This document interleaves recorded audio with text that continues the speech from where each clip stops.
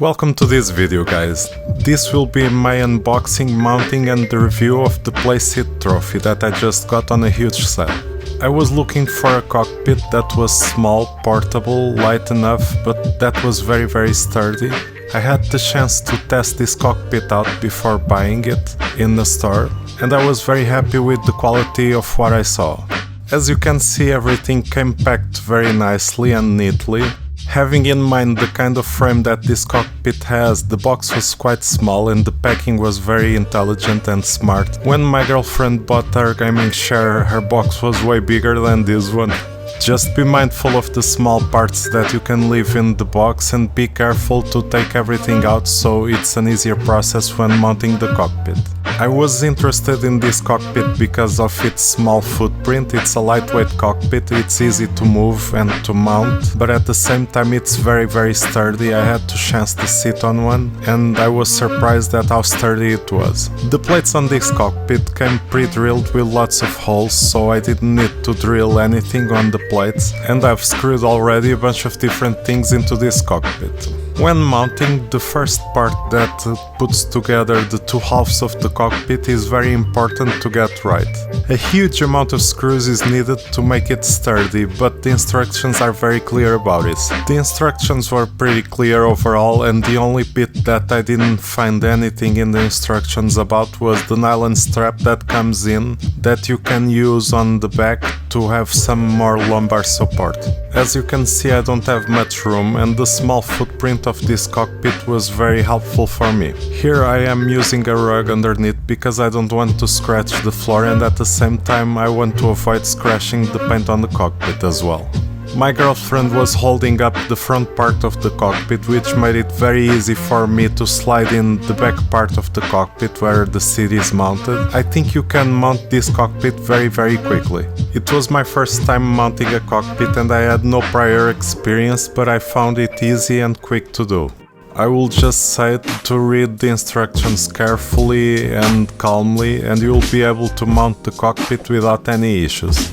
One of the biggest advantages I have with this cockpit is that I don't need to buy a separate seat. Most cockpits will need a separate seat, or you can buy one that comes with the cockpit. Unless you go for a very rigid bucket seat like a Spark or race car bucket seat, most other seats that are being sold will have some flex. That will be a problem that will increase your lap times and it will take off some precision out of your braking. The ActiveFit material that comes in the Playseat Trophy using the nylon strap and the mounting system was for me my only option against getting a bucket seat. Anything less rigid than a Sparko bucket seat would not be worth paying as much money as it cost for the flex that it would have. With the very sturdy design, adjusting things is a bit harder than on most cockpits since you cannot slide things around as easily. You can move the seat front and backwards and you can still also recline the seat, but it will require screwing and unscrewing some screws to do that. The pedal plate adjustability is, in my opinion, one of the main selling points of this cockpit because it is very rigid, but it's very easy to change the pedal positions using the thumb screws that come in. For the pedals you have lots of options, lots of different holes, and you will always find something that will suit you. The wheel base plate will have some holes so you can adjust front and backward, or you can invert the position of the wheel base plate. You can also tilt it up and down, but you cannot move the wheelbase up or down vertically. Even though I am very tall, I found a position that I enjoy and I am very comfortable driving in. It's funny that my girlfriend is short and small, so when she sits here she is a bit too far back, and also the steering wheel is kinda high for her. It's easy to fix those issues with a couple of pillows.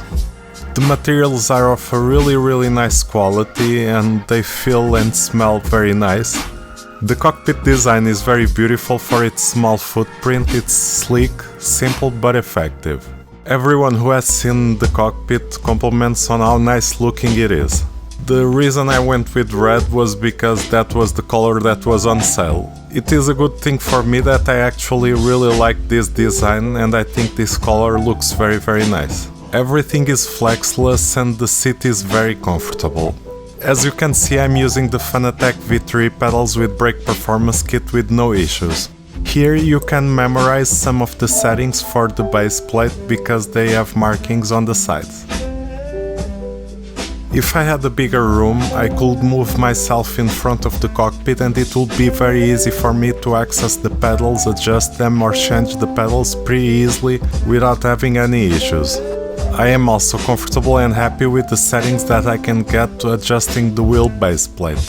As you can see, I have a DD1 screwed on it. I've used high torque on it and it works really well without any flex. When I started out, I went to the biggest high refresh rate screen that I could find, and it was this 32-inch screen.